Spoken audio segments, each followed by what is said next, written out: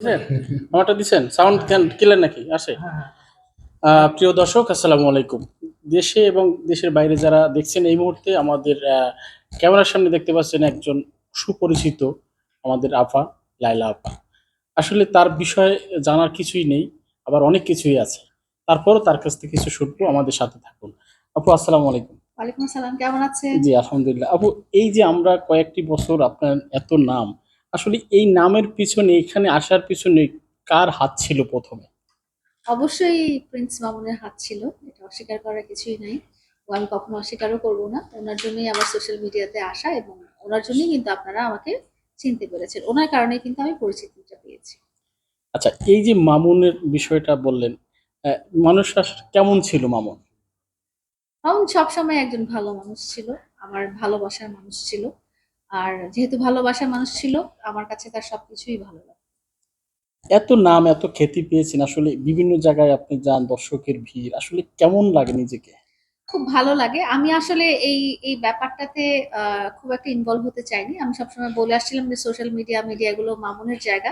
এবং আমি চেয়েছি মামুন যেন অনেক আ বড় হয়, অনেক বড় ক্যারিয়ার করতে পারে এবং দুনিয়ার মানুষ আমি ওকে বলতাম যে, "আমি দেখব যে তুমি নাচবা। আমেরিকার বড় স্টেডিয়াম ভর্তি লোকজন টিকেট কেটে তোমার নাচ দেখতে আসবে।" আমি মামুনের কাছে এরকম চেয়েছিলাম। তো এটা আমার স্বপ্ন ছিল মামুনকে নিয়ে। আমি যে এত পরিচিতি পেয়ে যাব এটা আসলে আমার কোনো ক্যারিয়ারও না, আমার পরিকল্পনা করারও করেও আসলে আসেনি। আচ্ছা, এই যে আপনার নিজের থেকে বা মামুনের উদ্যোগে হোক, এই পরিবার যারা আছেন মানে আপনাদের রিলেটিভ, তারা আসলে কি চোখে দেখছে আপনাকে? একটু যদি বলেন। আ আমার পরিবার আমাকে নরমালি দেখে। তারা তো আত্মীয়স্বজন। তারা আমাকে আমি আগে যেরকম ছিলাম ওরকমই ওভাবেই ট্রিট করে। আলাদা করে কেউ কিছু বলে না যে, "না তুমি এত ফেমাস হয়ে গেছো। একটা ছবি তুলে" এই ধরনের কথা। তাদের কাছে আমি ওই যেরকম সন্তান, যেরকম মা, যেরকম বোন ওইটাই। অনেক বড়, বড় সেলিব্রিটির সাথে আপনার বিভিন্ন জায়গায় যাওয়া হয়। আসলে তাদের তফাৎটা, আপনার তফাৎটা একটু যদি বলেন মানে বিষয়টা। তাদের উঠে আসা বা আপনার উঠে আসা, এই বিষয়টা একটু যদি ডিফাইন করে বলেন। আমার উঠে আসাটা তো আপনাকে বললামই। মামুনের কারণেই লোকজন আমাকে চিনেছে। আর ২ নাম্বার কথা হচ্ছে যে অনেকের কাছেই অনেক বড় সেলিব্রিটি যারা তাদের কাছে হচ্ছে সোশ্যাল মিডিয়াটা হচ্ছে তাদের ক্যারিয়ার, তাদের আর্নিং এর সোর্স। আমার কাছে এই ব্যাপারটা হচ্ছে একেবারেই শখ। আমার ক্যারিয়ারও না, আমার আর্নিং সোর্সও না। তো আমার কাছে শখের ব্যাপার যেটা। শখ আছে তাই আছি, শখ থাকবে না তাই চলে যাবে। এটা মূলত আমরা ধরে নেব যে শখের জন্যই মূলত এখানে শখের জন্যই। একটা সময় ছিল মামুনের জন্য আসা, মামুনকে সাপোর্ট দেওয়ার জন্য। এখন যেহেতু মামুন নাই তো এখনো ওইটা রয়ে গেছে। তো এখন শখই বলবো আসলে। আচ্ছা, অনেকেই ব্যাড কমেন্ট করে, বিভিন্ন বিষয়ে ট্রোল করে। আসলে এই বিষয়টা আপনি কিভাবে দেখছেন? এই বিষয়টি আমি নরমালি দেখছি। সবাই যে আমাকে ভালোবাসবে, সবাই যে আমাকে পছন্দ করবে সেরকম কোনো ব্যাপার না। সবাই আমার কনটেন্ট দেখবে সেরকমও কোনো ব্যাপার না। লোকজন আমার চেহারা পছন্দ না দেখেও একটা গালি দিয়ে চলে যেতে পারে। এই ফ্রিডমটা আসলে মানুষের দেওয়া আছে। ফেসবুকে আপনি ভালো কথা বলতে পারেন, খারাপ কথা বলতে পারেন।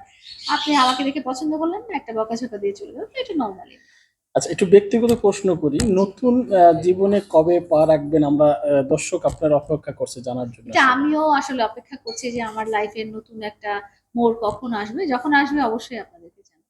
না, একটু সোশ্যাল মিডিয়াতে অনেকে আপনার যারা আছেন ভক্ত, তারা তো আসলে অপেক্ষা করছেন। দীর্ঘদিন হয়ে গেল ১ বছরের প্রায় এই টাইমটা। আসলে এই বিষয়টা একটু ক্লিয়ার করবেন? এই বিষয়টা আমি আপনার কাছে জানতে চাই যে আমি তো একটা মিডল এজড ওম্যান। হ্যাঁ? আমার এই বয়সে যে আমি আবার নতুন করে একটা কোনো কিছুর মধ্যে জড়াবো সেটা নাও হতে পারে। আপনারা কি এই প্রশ্নটা প্রিন্স মামুনকে জিজ্ঞেস করেছিলেন যে উনি নতুন করে কবে লাইফের আ একটা নতুন মোড়ে যাবে এটা জিজ্ঞেস করেছিলেন? না, তাকে বলা হয়েছে তার সময় হলে সে নিবে। কিন্তু আপনার কাছে প্রশ্ন যে আপনি আমারটা হচ্ছে কি যে আমার আসলে এই মানে আমি আসলে এত বড় ধোঁকা খেয়েছি লাইফে আমার এখন কাউকে খুব সহজে এভাবে আর বিশ্বাস হয় না এবং মামুনের মতো মানুষকে ভালোবেসে আমি অন্য কাউকে আসলে ভালোবাসতে পারতেছিও না।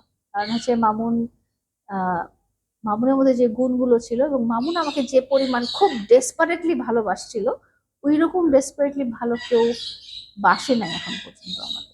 আমরা জানি মেয়েরা পরিবর্তন হয়। কবির ভাষায় মানুষ মরে গেলে পচে যায়, বেঁচে থাকলে বদলায়। কারণে অকারণে এবং সকালও বিকালও বদলায়। এমন জানি। কিন্তু আপনি কখন বদলাবেন? আমি কখন বদলাবো? আমি কেমন বদলানো জানতে চাচ্ছেন আসলে? মানে নতুন করে আবারও যে মেয়েরা তো অনেক সময় বদলিয়ে যায় নতুন ভালোবাসাটা। নতুন কারো প্রেমে পড়বো সেটা জি জানতে জি জি। চাচ্ছেন? না, ওরকম কোনো মানুষ তো আমার লাইফে আসেনি। যদি আসে তখন আপনারা হয়তো দেখতে পারবেন। না, এখন আর আসারও সম্ভাবনা নাই আসলে। মানে প্র্যাকটিক্যাল কথা। ওকে, ধন্যবাদ দর্শক, আমরা শুনছিলাম লায়লা আপার কিছু কথা। ফিঙ্গার দিতে হবে। ও